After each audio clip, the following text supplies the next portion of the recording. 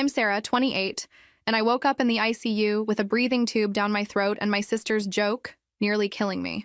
The steady beep of machines surrounded me like a mechanical funeral march. My throat felt like I'd swallowed broken glass, and every breath was a conscious effort that my body had forgotten how to do automatically. Where are you watching from today? Drop your location in the comments below and hit that like and subscribe button if you've ever felt dismissed by your own family. You'll definitely want to stick around for what happened next. The nurse checking my vitals had kind eyes behind wire-rimmed glasses. You gave everyone quite a scare, honey. Severe anaphylactic shock. Do you remember what happened? Oh, I remembered all right. Every painful detail of my sister Jessica's brilliant plan to prove I was faking my food allergies.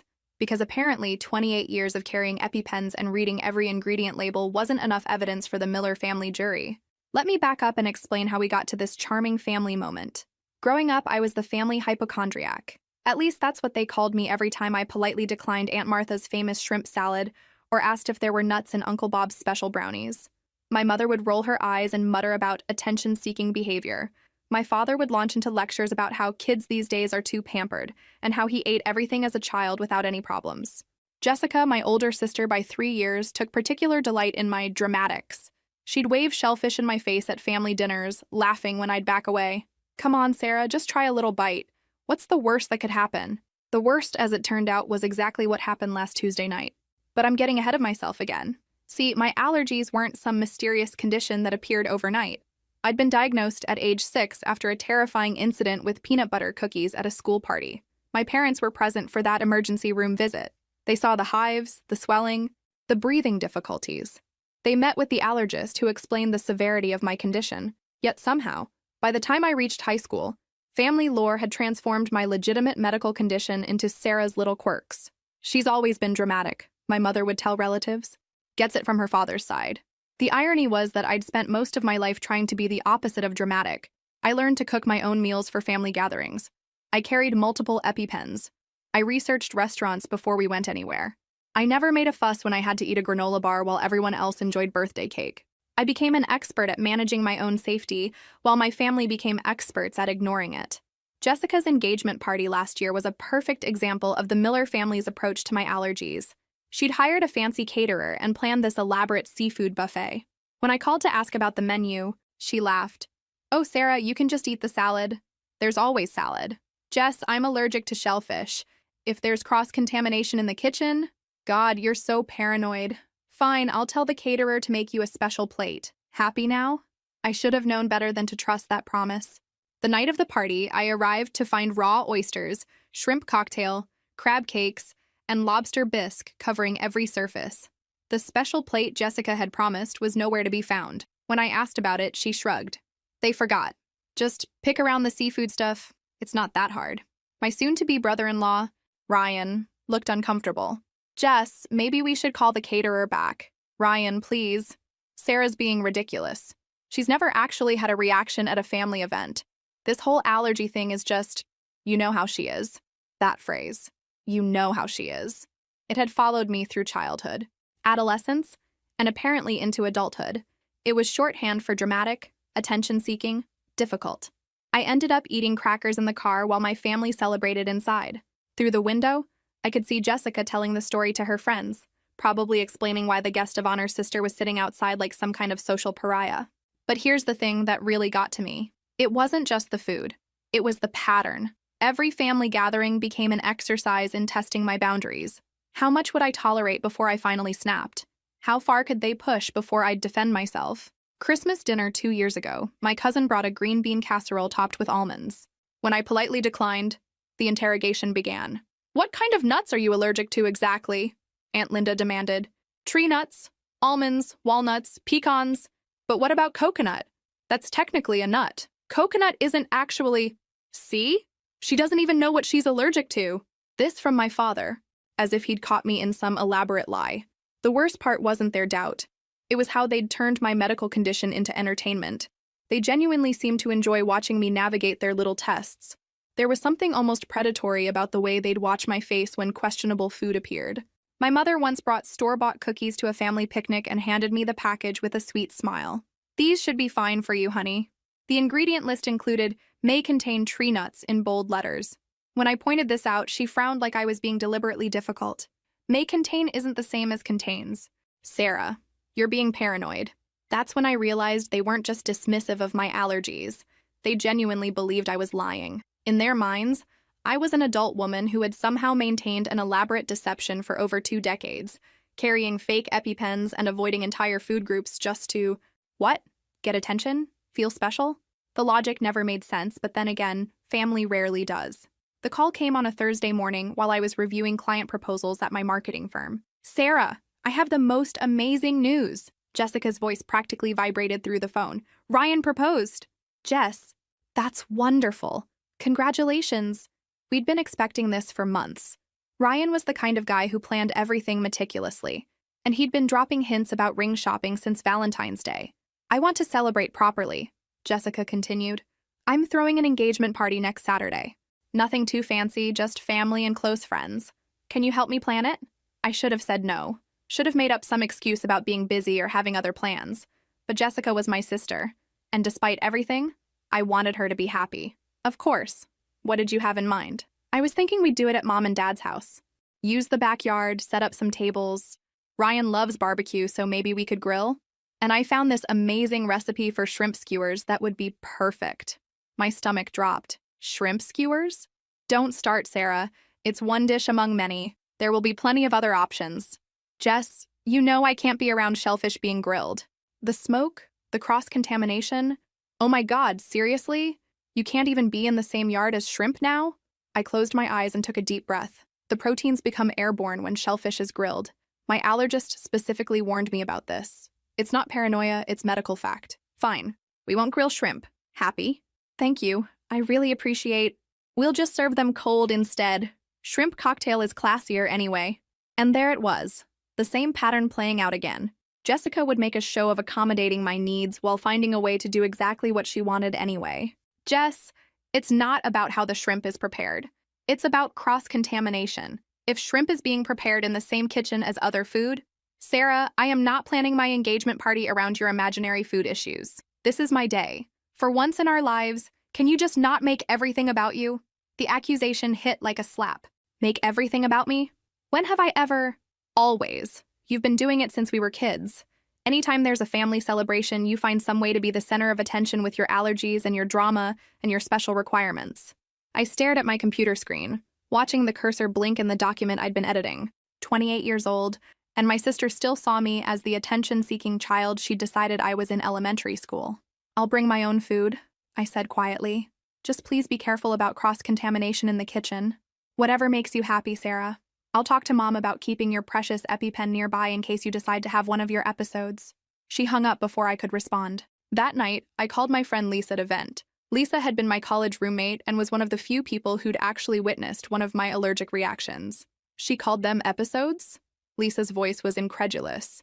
Sarah, she was there when you went into shock at my birthday dinner sophomore year. She saw the paramedics. How can she still think you're faking? Because she wants to think I'm faking. It's easier than admitting they've been cruel to me for years. Are you sure you should go to this party? I wasn't sure about anything anymore.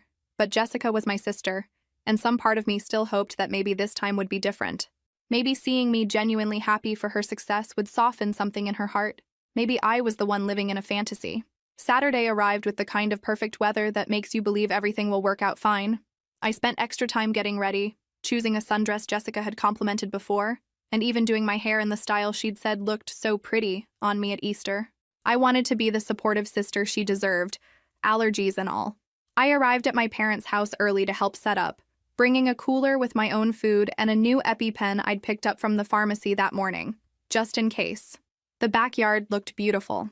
Jessica had strung lights between the trees, set up round tables with white tablecloths, and arranged bouquets of sunflowers as centerpieces. She'd clearly put thought into every detail.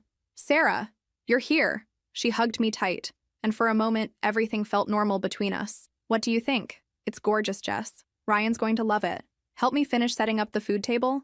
The caterer just dropped everything off. We walked over to the buffet station, and I immediately felt my chest tighten. Shrimp cocktail occupied the center of the table, surrounded by various other dishes. The kitchen door was propped open, and I could smell the distinctive scent of seafood preparation still lingering in the air. Jess, I know what you're thinking, but I was super careful. I had them prepare your stuff first, before any of the seafood. Look. She pointed to a plate clearly labeled Sarah, sitting apart from the other dishes. Grilled chicken, roasted vegetables, and that quinoa salad you like. No cross-contamination. I felt a surge of gratitude mixed with surprise. She'd actually listened. She'd actually taken precautions. Thank you, Thank you. You're my sister. She squeezed my shoulder. I want you to enjoy today. Guests began arriving around noon. Ryan's family, our cousins, family friends, co-workers. Jessica glowed as she introduced her fiancé, showing off her ring, accepting congratulations. I hung back, picking at my specially prepared plate, and genuinely enjoying watching her happiness. Everything was going perfectly until my cousin Mike made a comment about the shrimp cocktail. Jess, this is incredible. Where did you get these shrimp? Oh, that's Sarah's favorite too, Jessica said with a bright smile. She's been eyeing them all afternoon. I looked up from my quinoa salad, confused. What? The shrimp cocktail. You said how good it looked. No, I didn't. You know I can't eat shrimp. Jessica laughed, that particular laugh she used when she thought someone was being ridiculous. Come on, Sarah, stop being dramatic, it's just shrimp. The conversation around us quieted. I could feel people watching, waiting to see how this would play out. The familiar weight of being the family spectacle settled on my shoulders. Jess, I'm severely allergic to shellfish. You know this. Are you, though? Her voice carried that same tone she'd used when we were children, and she was about to prove I was lying about something. I mean, have you ever actually tried it? As an adult? The question hung in the air like a challenge. Around us, family members exchanged glances. I could practically see them thinking the same thing Jessica was saying out loud. Maybe Sarah really had been faking all these years. I don't need to try poison to know it will hurt me, I said quietly. Poison? Jessica laughed again. It's shrimp cocktail, not cyanide. Everyone else here is eating it just fine. Ryan stepped forward, looking uncomfortable. Jess, maybe we should… No, Ryan. I'm tired of walking on eggshells around Sarah's supposed allergies. Look at her. She's perfectly fine sitting 3 feet away from a plate of shrimp. If she was really that allergic, wouldn't she be having a reaction right now? The logic seemed sound to everyone watching. I could see it in their faces. Curiosity, doubt, and the dawning possibility that maybe the family skeptics had been right all along. Just try one bite, Jessica continued, picking up a shrimp from the cocktail ring. One tiny bite. Prove to us that you're really allergic. The crowd had formed a loose circle around us now. My parents, my aunts and uncles, Ryan's family, all watching to see if their suspicions would finally be confirmed. I'm not going to intentionally poison myself to satisfy your curiosity. See? Jessica turned to address the crowd. She won't even try, because she knows she's been lying. What happened next unfolded like a nightmare in slow motion. Jessica, emboldened by the crowd's attention and her absolute certainty that she was right, decided to take matters into her own hands. While I was explaining to my cousin Lisa why I couldn't just try a little bit, Jessica quietly walked over to my specially prepared plate. I didn't notice her adding anything to my food. Why would I? This was my sister, at her engagement party, after she'd specifically promised to keep me safe. When I returned to my plate, everything looked exactly as it had before. The grilled chicken, the roasted vegetables, the quinoa salad. I took a bite of the quinoa, talking with Ryan's sister about her new job, feeling grateful that the drama had passed. The first sign something was wrong came about 10 minutes later. A slight tingling in my mouth, like I'd eaten something too spicy. I excused myself to get some water, thinking maybe the vegetables had been seasoned more heavily than I'd realized. By the time I made it to the kitchen, the tingling had spread to my tongue and throat. My mouth felt swollen, and there was an odd metallic taste that I recognized with growing horror. I'd tasted it before, the last time I'd been exposed to shellfish. Jessica! I called out, my voice already sounding thick and strange.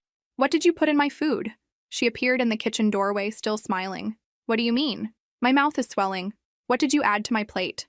Her smile faltered slightly. I didn't add anything. Jessica, I need to know right now. Did you put shellfish in my food? Maybe. Maybe just a tiny bit of shrimp. Like, practically microscopic. Just to prove… I didn't hear the rest of her sentence because I was already running for my purse, where I kept my EpiPen. My hands were shaking as I fumbled for it, and I could feel my throat starting to close. Sarah? Ryan's voice came from behind me. Are you okay? I turned around, and I must have looked as terrified as I felt because his expression immediately changed. Call 911, I managed to say, before jamming the EpiPen into my thigh. The next few minutes were chaos. Ryan was on the phone with emergency services while Jessica stood frozen in the kitchen doorway, still processing what was happening. It was just a tiny piece, she kept saying. Just a tiny piece. She's fine. Look, she's fine. But I wasn't fine. Despite the EpiPen, my breathing was becoming more labored. My face was swelling, and hives were breaking out across my arms and chest. The epinephrine had bought me time, but not enough. "Where's the ambulance?" Ryan demanded. "She's faking," Jessica said, her voice rising with panic. "She's doing this for attention. She took something to make herself look sick." "Jessica, shut up," Ryan snapped, and I'd never heard him use that tone with her before. The ambulance arrived just as my second EpiPen ran out, and my world started going dark around the edges. I remember being loaded onto a stretcher. Remember Jessica still insisting to anyone who would listen that this was all an elaborate performance. The last thing I heard before losing consciousness was my mother saying, "Well, she certainly picked a dramatic time for this nonsense." Even as I was dying, they thought it was about attention. I woke up 18 hours later to the steady beep of machines and the antiseptic smell of hospital air. My throat felt raw, like I'd been screaming for hours. Every breath was deliberate and difficult. The ICU nurse, a middle-aged woman with gentle hands, explained what had happened. Severe anaphylactic shock, respiratory failure. They'd had to intubate me when my airway closed completely. "You're very lucky," she said. "A few more minutes and we might not have been able to help you." Lucky. That was one way to put it. I spent the first day alone. No flowers, no get-well cards, no family members anxiously waiting in the hallway. The nurses looked sorry for me, which somehow made it worse. Even strangers could see that something was wrong with this picture. "Are you sure there's no one you'd like us to call?" the day nurse asked gently. "My family knows where I am," I croaked. What I didn't say was that my family had collectively decided I'd ruined Jessica's engagement party with my dramatics. According to the text I received from my mother while I was still unconscious, they were disappointed in my behavior and thought I should consider the timing of my medical emergency. Apparently, nearly dying was inconsiderate. Ryan showed up on the second day looking haggard and guilty. He brought flowers, daisies, which were safe for people with allergies. Someone had done their research. "How are you feeling?" he asked, settling into the uncomfortable visitor's chair. "Like I got hit by a truck," I admitted. "How's Jessica?" His expression darkened, angry. "She's convinced you orchestrated this whole thing somehow. To what end? To make her look bad. To steal attention from her engagement." He rubbed his face tiredly. "Sarah, I need to ask you something, and I need you to be completely honest. Did you know there was shellfish in your food?" "No." The word came out flat and certain. If I'd known, I would have used my EpiPen immediately and called 911 myself. He nodded, looking relieved. "That's what I thought. That's what I told Jessica, but she what? She's telling people you must have taken something to fake the reaction. Some kind of drug or chemical that would mimic anaphylaxis." I stared at him, speechless. Even after watching me nearly die, Jessica was still committed to the theory that I was an elaborate fraud. "Ryan, do you know what I do for a living? You're in marketing, right?" "I'm a junior account executive at a small firm. I make $38,000 a year. Do you really think I have access to experimental pharmaceuticals that could perfectly mimic a severe allergic reaction?" He had the grace to look ashamed. "When you put it like that. Also, even if I did have access to something like that, why would I risk my life to prove a point? What could possibly be worth almost dying?" We sat in silence for a moment, listening to the machines keeping track of my vital signs. "I've been doing research," Ryan said finally. "About food allergies, anaphylaxis, the whole thing. Sarah, what happened to you? It's exactly what the medical literature describes. There's no way to fake the physical symptoms you experienced. You believe me. I always believed you, but now I have proof." He pulled out his phone and showed me a photo. "This is Jessica adding shrimp to your quinoa salad." I took it without thinking, just because she looked like she was being sneaky about something. The photo showed Jessica clearly scraping shrimp from the cocktail ring into my food, glancing around to make sure no one was watching. The evidence was irrefutable. "Why are you showing me this?" "Because I'm done pretending this is normal. What Jessica did, it's not a prank. It's not a joke. She could have killed you." I leaned back against my pillows, exhausted by the conversation and the implications of what he was telling me. "What are you going to do?" Ryan was quiet for a long moment. "I don't know. I love her, but I can't marry someone who would deliberately harm her own sister and then blame the victim. This changes everything." After he left, I lay in my hospital bed and thought about the photo on his phone. Proof. Finally, indisputable proof that I wasn't lying, wasn't exaggerating, wasn't seeking attention. It should have felt like vindication. Instead, it felt like the end of my family as I'd known it. The official-looking envelope arrived at Jessica's apartment exactly 2 weeks after I was discharged from the hospital. I know this because Ryan called me immediately after it happened, his voice shaking with something that sounded suspiciously like satisfaction. "Sarah, you need to know what just happened." I was sitting in my own apartment, still recovering from what the doctors had politely called a significant medical event. My throat was finally back to normal, and the hives had faded, but I was still dealing with fatigue and what my physician described as post-traumatic stress from the near-death experience. "What's wrong?" I asked, though honestly I wasn't sure I could handle any more drama. A process server just showed up at Jessica's door, official court documents, and he paused, and I could hear papers rustling. A hospital bill for $180,000. The number hit me like a physical blow. I'd been so focused on recovering that I hadn't even thought about the cost of my ICU stay. 18 hours in intensive care, emergency intubation, multiple medications, specialist consultations. Of course it was going to be expensive. $180,000? I repeated numbly. That's not even the worst part. The documents include a formal complaint for assault and battery. "Sarah, they're pressing criminal charges against Jessica for poisoning you." I sank into my couch, trying to process what he was telling me. "I didn't file any charges." "You didn't have to. The hospital was legally required to report it when they realized what happened. Apparently, deliberately exposing someone to a known allergen falls under assault laws. Who knew? Who knew indeed? Certainly not Jessica, who had probably thought the worst consequence of her little prank would be some family awkwardness and maybe an apology. How is she taking it? Not well. She's been on the phone with Mom and Dad for the last hour, crying about how this is all a misunderstanding and you're probably behind it somehow." There it was again. Even faced with legal documents and a 6-figure hospital bill, Jessica was still convinced this was all part of my elaborate attention-seeking scheme. The cognitive dissonance would have been impressive if it wasn't so destructive. "Ryan, I want you to know that I didn't ask for any of this. I never wanted things to go this far. Sarah." His voice was gentle but firm. "What Jessica did to you was attempted murder. Maybe she didn't mean to kill you, but she deliberately gave you something she knew could harm you. In most states, that's a felony." The word hung between us. Felony. My sister was potentially facing felony charges because she couldn't accept that my allergies were real. What happens now?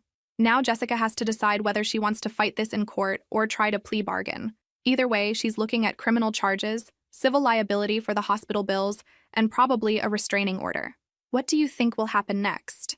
Drop your predictions in the comments below. And don't forget to hit that subscribe button if you've ever dealt with family members who refuse to believe your medical conditions are real. After I hung up with Ryan, I sat in my apartment and tried to figure out how I felt about these developments. Part of me was relieved that someone was finally taking what happened seriously. The hospital, the police, the legal system, they all recognized that what Jessica had done was criminal, but another part of me felt oddly empty. This wasn't the vindication I'd imagined. I'd never wanted my sister to face jail time or financial ruin. I just wanted her to believe me, to stop treating my medical condition like a character flaw. Now, instead of getting an apology or acknowledgement, I was getting revenge. And revenge, it turned out, felt a lot more complicated than I'd expected. Jessica's strategy for dealing with the legal crisis was, unfortunately, exactly what I should have expected from someone who'd spent years refusing to accept responsibility for her actions.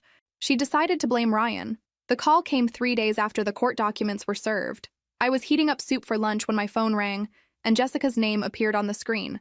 Against my better judgment, I answered, "Sarah, we need to talk." Her voice was different, shaky, desperate, with none of the confident dismissiveness that usually characterized our conversations. "About what, Jessica?" "About this whole misunderstanding. The hospital bills, the legal stuff. I think we can work this out without involving lawyers." I set down my spoon and leaned against the kitchen counter. "Work what out exactly?" "Look, I never meant for you to get that sick. You have to believe me. It was supposed to be a harmless prank, just to prove that your allergies weren't as serious as you claimed. You nearly killed me." "That's what I'm trying to explain. Ryan talked me into it. He's the one who suggested putting shrimp in your food. He said it would be funny, that it would finally expose your lies." I felt the bottom drop out of my stomach. What? The whole thing was his idea. I never would have done something so cruel on my own. But he kept pushing, saying things like, "Your sister has been manipulating this family for years, and someone needs to call her bluff." The lies were so elaborate, so detailed, that for a moment I almost doubted my own memory of events. Had Ryan been involved? Had I misread his guilt and concern? Then I remembered the photo he'd shown me, the one where Jessica was clearly acting alone, glancing around to make sure no one was watching as she tampered with my food. Jessica, that's not what happened. Yes, it is. Ask anyone who was there.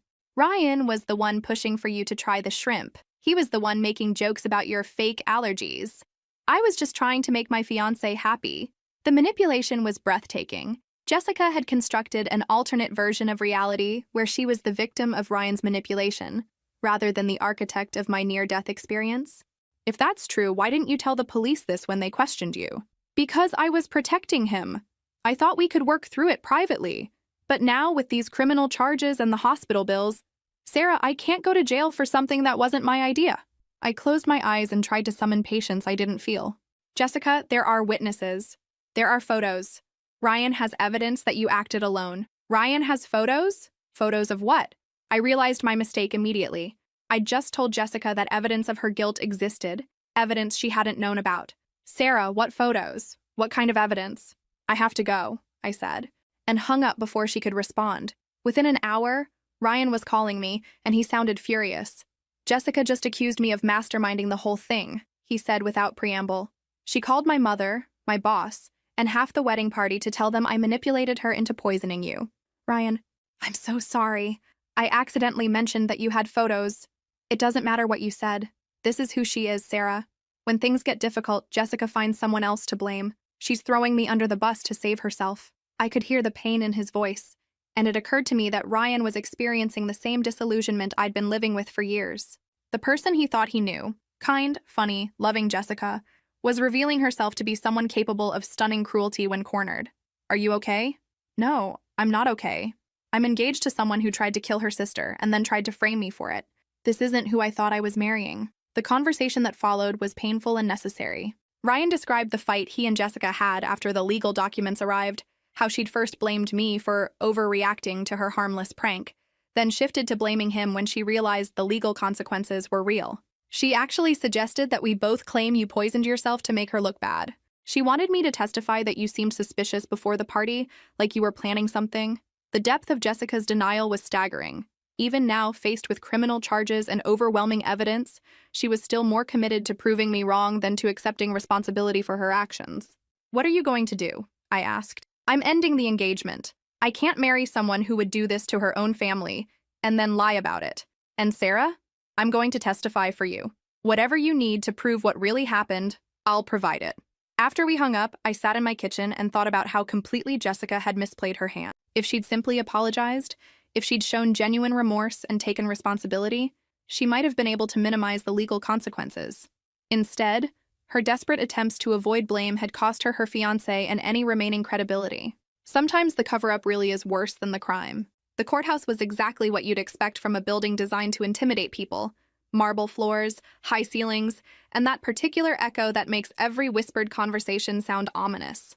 I'd never been in a courtroom before, and I found myself fighting the urge to apologize for existing, which seemed like exactly the wrong energy to bring to my own legal proceeding. Ryan met me outside the building, looking uncharacteristically nervous in a dark suit that made him seem older and more serious than the man who'd helped plan Jessica's engagement party just weeks earlier. How are you holding up? He asked. Honestly, I keep expecting to wake up and discover this is all an elaborate nightmare. He smiled grimly. I know the feeling. 6 weeks ago I was planning a wedding. Now I'm here to testify against my ex-fiancé in a criminal assault case. The words sounded surreal even as he said them. This wasn't how normal family disputes were supposed to be resolved. We walked into the courthouse together, and I caught sight of my family clustered near the defendant's table. My parents, Jessica, my Aunt Linda, and my cousin Mike, all of them looking like they were attending a funeral rather than a legal proceeding. Jessica looked awful. She'd lost weight, and there were dark circles under her eyes that makeup couldn't quite conceal. When she saw me, her expression shifted through several emotions: guilt, anger, desperation, and finally a hard resolve that I recognized from our childhood arguments. She was still planning to fight this. My parents' reaction was more predictable. Mom gave me the look she'd perfected during my teenage years, disappointed but not surprised that I'd somehow managed to embarrass the family again. Dad avoided eye contact entirely, probably still convinced that I'd orchestrated this whole situation for attention. The preliminary hearing was supposed to determine whether there was enough evidence to proceed with criminal charges. Jessica's lawyer, a sharp-dressed woman who'd probably cost my parents their retirement savings, argued that the incident was a misunderstanding between sisters, a prank gone wrong that didn't rise to the level of criminal assault. Your Honor, Miss Miller never intended to cause serious harm to her sister. She was operating under the mistaken belief that Sarah's alleged allergies were exaggerated or fabricated, a belief shared by multiple family members who will testify that Sarah had never experienced a serious allergic reaction in their presence. The prosecutor, a tired-looking man in his 50s, countered with medical evidence. He presented my hospital records, the emergency room physician's testimony about the severity of my reaction, and expert testimony about anaphylaxis and the potential for fatal outcomes. Your Honor, regardless of the defendant's intent, she deliberately administered a known allergen to someone with documented medical allergies. The fact that she believed those allergies were fabricated doesn't change the fact that her actions nearly resulted in the victim's death. Then came Ryan's testimony. He took the stand with quiet dignity, answering questions about the events of that day in a clear, factual tone that left no room for interpretation. He described watching Jessica tamper with my food, the photo he'd taken, my immediate medical distress, and the family's reaction to my emergency. Did the defendant express any remorse or concern when the victim began showing signs of distress? The prosecutor asked. No, she did not. Even as Sarah was obviously having trouble breathing, Jessica insisted that she was faking the reaction for attention. And what was your response to this? I called 911. Jessica tried to stop me, saying I was overreacting and that Sarah was just being dramatic. The courtroom was completely silent as Ryan described the ambulance ride, my loss of consciousness, and the 18 hours I'd spent in intensive care fighting for my life. Jessica's lawyer tried to discredit Ryan during cross-examination, suggesting that his testimony was influenced by their recent breakup and his desire for revenge. But Ryan's calm, consistent answers and the photographic evidence made it impossible to dismiss his account. Mr. Patterson, isn't it true that you've been romantically involved with the alleged victim since ending your engagement to the defendant? No, ma'am, that's absolutely false. But you did end your engagement specifically because of this incident? I ended my engagement because I discovered that the woman I planned to marry was capable of deliberately harming her sister, and then lying about it to avoid consequences. The hearing lasted 3 hours, but the outcome was clear before the judge even rendered her decision. There was overwhelming evidence that Jessica had knowingly and deliberately exposed me to a substance she knew I was allergic to, and that her actions had resulted in life-threatening injuries. The court finds sufficient evidence to proceed with criminal charges, the judge announced. The defendant will be arraigned next Tuesday on charges of assault in the second degree. As we filed out of the courtroom, I caught a glimpse of Jessica crying into my mother's shoulder, while my father spoke animatedly with her lawyer. They were already planning their next move, probably trying to figure out how to minimize the financial and legal consequences of Jessica's actions. What struck me most was how completely absent I was from their calculations. Even now, they were treating this like something that had happened to Jessica, not something Jessica had done to me. Some things apparently never change. The investigation that followed the preliminary hearing revealed something I hadn't expected, a documented pattern of family behavior that went far beyond simple doubt about my allergies. Detective Martinez, the officer assigned to the case, contacted me 2 weeks after the hearing to discuss what they'd discovered during their investigation. Ms. Miller, we've been interviewing witnesses from the engagement party, and several concerning patterns have emerged, she said, settling into the chair across from my coffee table. This wasn't an isolated incident of poor judgment. Your family has a history of deliberately exposing you to allergens. I set down my tea, feeling that familiar tightness in my chest that had nothing to do with allergies. What do you mean? Detective Martinez opened a notepad filled with careful handwriting. We spoke with your cousin Lisa, who mentioned a Christmas dinner where your aunt deliberately served you food containing nuts after you'd specifically asked about the ingredients. The memory came flooding back. Christmas 3 years ago, when Aunt Linda had insisted her green bean casserole was perfectly safe, despite the obvious almond slivers on top. I'd ended up in the emergency room that night with hives and breathing difficulties. Then there's the incident at your brother's graduation party, where your mother allegedly replaced your safe cookies with ones containing dairy after you'd left them unattended. I remembered that too, though I'd convinced myself at the time that it was an accident, a mix-up in the kitchen during party preparation. Ms. Miller, how many times have you been hospitalized for allergic reactions following family gatherings? I had to think about it. 4 times in the past 5 years. And how many times have you been hospitalized following non-family events? None. Never. Detective Martinez nodded grimly. That's what we thought. According to the hospital records we've subpoenaed, all of your serious allergic reactions have occurred after family gatherings where you specifically informed multiple people about your allergies. The implications hit me like a truck. This wasn't about Jessica's singular poor judgment. This was about a sustained pattern of family behavior that bordered on systematic abuse. Are you saying they've been deliberately poisoning me for years?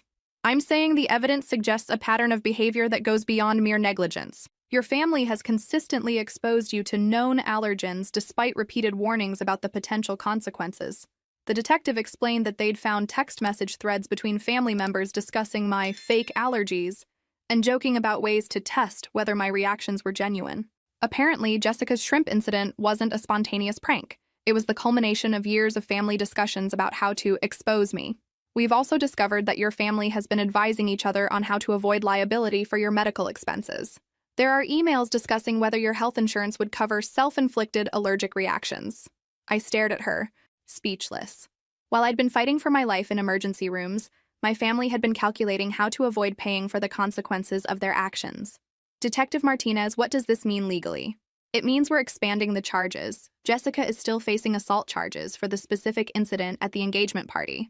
But we're also investigating your parents and other family members for conspiracy, reckless endangerment, and potentially attempted fraud. The word conspiracy hung in the air between us. My family hadn't just doubted my allergies, they'd actively conspired to test them, regardless of the risk to my health and safety. There's something else, Detective Martinez continued. We found evidence that your family has been discussing ways to discredit you if legal action arose. There are discussions about having you declared mentally incompetent, claims that your allergies are symptoms of Munchausen syndrome, and plans to argue that you've been self-inducing reactions for attention. The betrayal was so complete, so calculated, that I found myself laughing. Not from humor, but from the sheer absurdity of discovering that my own family had been treating me like an enemy for years. Ms. Miller, I need to ask you a difficult question. Are you prepared for this investigation to potentially result in criminal charges against multiple family members? I thought about all the years I'd spent trying to accommodate their disbelief. All the family gatherings I'd attended despite knowing they might end with me in the hospital. All the times I'd apologized for having medical needs that inconvenienced them. Detective, I'm prepared for whatever needs to happen. I'm tired of being poisoned by people who are supposed to love me. She nodded and closed her notepad. We'll be in touch as the investigation progresses. In the meantime, I'd recommend avoiding contact with any family members who might be involved. After she left, I sat in my apartment and tried to process what I'd learned. My family hadn't just doubted me. They'd actively conspired to harm me, documented their plans to avoid consequences, and prepared strategies to destroy my credibility if their actions were exposed. The people who were supposed to protect me had spent years treating me like a science experiment. And now, finally, they were going to face consequences for it. The call from my mother came at 7 in the morning, 3 weeks after the expanded investigation began. I'd been expecting it, honestly. The combination of criminal charges, potential civil liability, and frozen assets had a way of clarifying family priorities. Sarah, we need to talk. Her voice carried that particular tone I remembered from childhood, the one that meant I was about to be lectured about my inappropriate behavior and given instructions on how to fix the situation I'd created. About what, Mom? About this ridiculous legal nonsense. It's gone far enough. It's time for you to call off your lawyers and stop this vindictive campaign against your own family. I sat up in bed, immediately wide awake. Vindictive campaign? Don't play innocent with us, Sarah. We know you orchestrated this whole thing to get back at Jessica for her engagement party, but now you've gone too far. Your father could lose his job over these charges. The victim blaming was so audacious that I almost admired it. Somehow, my family had convinced themselves that being investigated for deliberately poisoning me was actually an attack on them. Mom, I didn't orchestrate anything. Jessica poisoned me, and the legal system is holding her accountable. Poisoned is a very strong word, Sarah. It was a harmless prank that you blew completely out of proportion. And now, because of your overreaction, your entire family is facing financial ruin. I got out of bed and walked to my kitchen, needing coffee for this conversation. Financial ruin? The legal fees alone are going to bankrupt us. Your father's had to mortgage the house to pay for Jessica's attorney. We've had to borrow money from your uncle just to cover basic expenses. And now the lawyers are talking about civil liability that could cost us hundreds of thousands of dollars. There it was. This wasn't about justice or family reconciliation. This was about money. Mom, what exactly do you want me to do? Drop the charges. Settle out of court. Tell the prosecutors this was all a misunderstanding and you don't want to pursue it further. I poured coffee into my mug and considered her request. And in exchange? In exchange, we don't sue you for the emotional distress you've caused this family. We don't pursue legal action for the false claims you've made about deliberate poisoning. And we don't have you evaluated for the mental health issues that are clearly driving this vindictive behavior. The threat was crystal clear. Drop the charges, or face a counterattack designed to destroy my credibility and potentially my freedom. You want to sue me for being poisoned? We want to seek justice for the lies you've told and the damage you've done to innocent people's lives. Sarah, Jessica could go to prison because of your false accusations. Your father could lose his career. Is your need for attention really worth destroying your entire family? I took a sip of coffee and marveled at her ability to reframe attempted murder as a cry for attention. What lies, specifically? The lies about us deliberately exposing you to allergens. The lies about family conspiracies. The lies about us discussing your medical expenses. You've created this elaborate victim fantasy, and now real people are suffering because of your delusions. Mom, the police have evidence. Text messages, emails, medical records. Circumstantial evidence that's being misinterpreted by people who don't understand our family dynamic. Sarah, we've been patient with your allergies and your drama for years. We've accommodated your special dietary needs. We've carried your EpiPens. We've rushed you to hospitals when you've had your episodes. And this is how you repay us? The rewriting of history was breathtaking. In her version of events, my family were long-suffering saints who'd nobly endured my difficult medical needs, only to be viciously attacked by an ungrateful daughter seeking revenge. I'm not dropping the charges, Mom. Then you're making a terrible mistake. We have evidence too, Sarah. Evidence that you've been exaggerating your allergies for years. Evidence that you've been manipulating medical professionals. Evidence that this whole situation is the result of severe psychological issues that need to be addressed professionally. The threat was clear. Cooperate or be destroyed. What kind of evidence? Medical records showing that your allergy test results have been inconsistent. Witness testimony about times when you've been exposed to allergens without reacting. Documentation of your attention-seeking behavior throughout your childhood and adolescence. I realized they were planning to use my medical history against me, probably arguing that any inconsistencies in my test results or variations in reaction severity proved that I was faking everything. Mom, I'm not dropping the charges. What Jessica did was criminal and I'm not going to help you cover it up. Then you're choosing strangers over family. And when this destroys everyone you're supposed to love, remember that you had a choice.